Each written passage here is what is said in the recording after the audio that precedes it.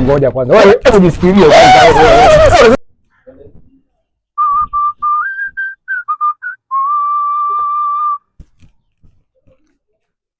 Asalamu alaykum vijana.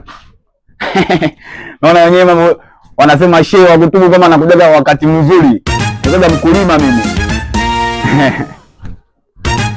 Haya mambo ya riziki vijana wangu. Nikisema kwamba shehe usubiri uitiwe, naweza ukaumia mambo haya. Okay. Sio tu Uislamu, unaonekana mwenyewe Muislamu, mwenyewe Muislamu. No. Mambo ya sunna ya mambo ya Mtume Muhammad alayhi wasallam. Najua kwamba ngoja kwanza. Wewe ujifikirie kwanza. Kaza wewe. Wewe mwanadamu mtu gani unachukua na imani mambo haya umeaje tu? Wewe kwenda kupiga simu lazima simu unakwambia ndio na mboga. Niwe pepo mtaisikia nini? Inshallah. Jana mtajaa huko. Sasa kauheli. Ugali tu.